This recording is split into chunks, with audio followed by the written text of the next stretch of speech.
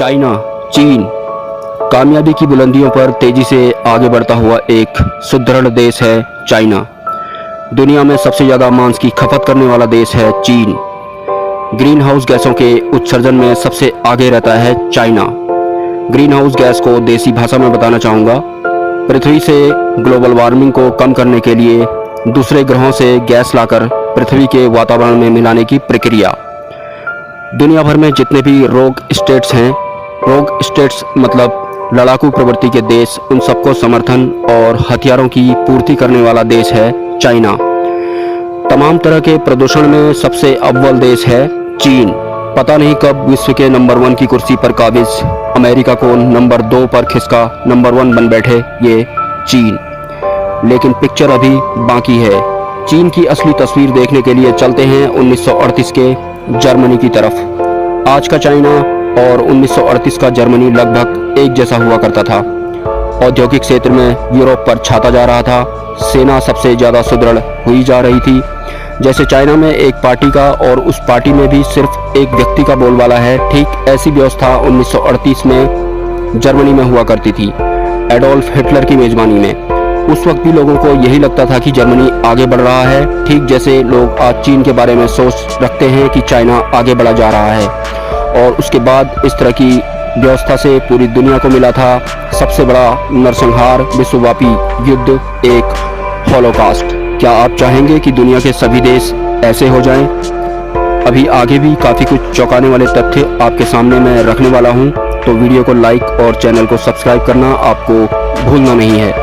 चीन, चाइना की तारीफ एक नए अंदाज में। चाइना एक ऐसा देश जहां बिना सीसीपी मुखबिर यानी चाइनीज कम्युनिस्ट पार्टी के एक बैठक तक नहीं हो सकती, चाहे स्कूल हो या कोई सरकारी दफ्तर। जिसे चीन के बारे में ज़्यादा और जल्दी जानना हो तो चीन जाकर वहां के आम नागरिक से एक बार पूछ कर देखें कि और बताओ चाइनीज कम्युनिस्ट पार्टी का क्या हाल है, तो वह डर जाएगा और कस्टमर केयर वाले की तरह जवाब देगा कि इस बारे में बात करने के लिए मैं सही व्यक्ति नहीं हूँ, इस बारे में आप विशेषज्ञों से बात करें तो बेहतर होगा। या आप चाइना के किसी भी व्यापारी से कहें कि फला मामले में तो चीन अभी काफ़ी पीछे है यूरोपियन देशों से, तो वह कभी ये नहीं बोलेगा कि हाँ चाइना पीछे है। वो भी कस्टमर केयर की टिप्स देना शुरू कर देगा, क्योंकि अगर उनकी बात बिग बॉस तक पहुंच गई तो उसे खुद को भी नहीं पता लगेगा कि वो कहाँ गया। कोई पूछेगा भी नहीं कि वो आदमी दिख क्यों नहीं रहा। तो कुछ ऐसा है चीन। भारत, पाकिस्तान या दूसरे देशों में हम लोग यूट्यूब, ट्विटर, सोशल मीडिया पर खूब आज़ादी से उछल कूद करते हैं और जिसके चाहे उसके बारे में जो चाहे वो बोल देते हैं। हम प्रधानमंत्री की भी शिकायत कर डालते हैं, और तो और हम सुप्रीम कोर्ट के चीफ जस्टिस के खिलाफ भी चौड़े होकर खड़े हो जाया करते हैं। हिम्मत हो अगर किसी को ये काम चीन जाकर करके दिखाएं। आपके साथ ऐसा नहीं कि बुरा होगा, लेकिन आपके साथ जो भी होगा उसका पता आपको भी नहीं लगेगा। दूसरे दिन कोई पूछेगा भी नहीं कि ये आदमी कहाँ चला गया, आपको भी नहीं पता लगेगा कि आप कहाँ चले गए। चीन के गुणगान करने वाले लोग आज़ाद होकर भी धार्मिक आज़ादी के नारे लगाते हैं, और वहाँ जिनजियान में लोग रोजे भी नहीं रख सकते। चीन ने धर्मों को कुचल दिया है। मैं आपको बताऊंगा कि क्यों चाइना धर्मों को कुचल दिया करता है। चाइना की तरक्की की कीमत जानकर आपको हैरानी होगी। चीन के मीडिया में आप एक भी न्यूज आर्टिकल आपको नहीं दिखाई देगा जिसमें सरकार की आलोचना की गई हो। चीन की आम जनता एक बहुत भारी जूते के नीचे दबी हुई है। अगर हमारे देश में जनतंत्र से जरा भी छेड़छाड़ की गई तो हम रोड पर आ जाया करते हैं। चीन में कोई जनतांत्रिक संस्था है ही नहीं, वहाँ हर तरफ सीसीपी मुखबिर है। भारत में छात्र बड़े नारे लगाते हैं, कुछ यूनिवर्सिटीज़ का तो धंधा ही नारेबाजी है, वो भी सरकार के खिलाफ। और ये लोग भी चीन की तारीफ करने वालों में से होते हैं कि वह क्या देश है, एक के बाद एक रिकॉर्ड बना रहा है, और ये भूल जाते हैं कि 1989 में चीन ने क्या किया था। तियानमेन स्क्वायर में जहां हजारों छात्र सरकार के खिलाफ एक जगह पर आ खड़े हुए थे, सभी छात्रों को टैंक से उड़ा दिया गया था शहर के बीचों बीच। तब से लेकर आज तक वहां कोई भी नारे नहीं लगाता। नारे तो दूर की बात है, खुद से भी यह नहीं कह सकता कि हम सच में मर मर के जी रहे हैं। भारत में हम रहते हैं तो इन चीज़ों को बड़ा सस्ता समझते हैं, आज़ाद होकर भी नारे लगाते हैं, हमें आज़ादी चाहिए, हमें आज़ादी चाहिए, जैसे कि हम गुलाम हो। गुलामी क्या होती है ये जानना है तो चीन जाएं, जहां का आम नागरिक बोल तक नहीं सकता कि वो गुलाम है, और उसके बाद आप बोलना भूल जाएंगे कि चीन हमसे आगे निकल गया है। चीन की तारीफ एक नए अंदाज में, और अब मैं आपको बताऊंगा कि कितने आगे निकल गया है ये चीन हमारे भारत से। बहुत कम लोग जानते हैं कि 1986 तक भारत और चीन की प्रति व्यक्ति आय एक समान थी और 1985 तक भारत की प्रति व्यक्ति आय चीन से ज्यादा हुआ करती थी।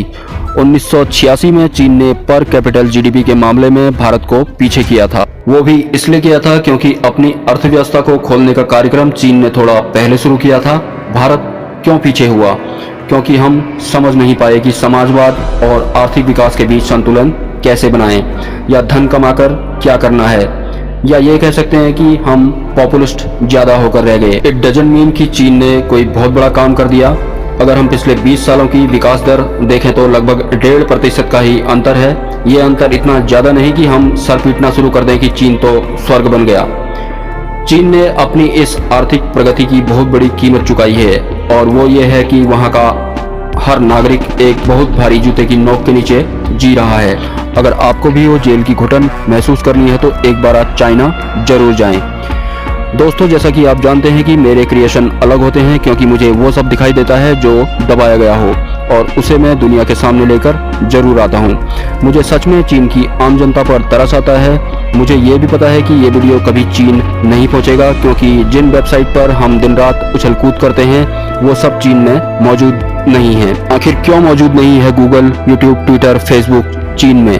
और क्यों चीन धर्म को मानने वालों को कुचल डालता है?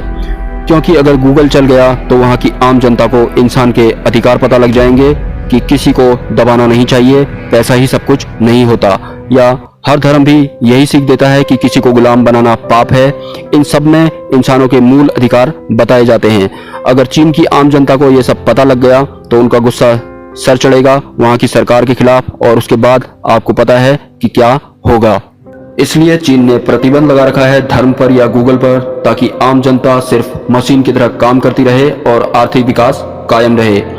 आपने चाइना की फिल्में जरूर देखी होंगी। उसमें एक आदमी मशीन की तरह हाथ पैर चलाते हुए 1000 लोगों को भी मार डालता है। तो जैसी जिंदगी होगी वैसी ही सोच भी होगी और वैसी ही वहाँ मशीनें भी बनेंगी, आई मीन फिल्में भी बनेंगी। तो कुछ ऐसा है चाइना। वैसे भी किसी जानकार ने कहा है कि उस देश की तरक्की कभी हो नहीं सकती जिस देश में गूगल बैन हो। जर्मनी के एडोल्फ हिटलर की तरह चाइना के मौजूदा प्रेसिडेंट ने भी घोषणा कर दी है कि वो अब आजीवन चीन के सर्वेसर्वा बने रहेंगे। बाकी आप खुद समझ सकते हैं।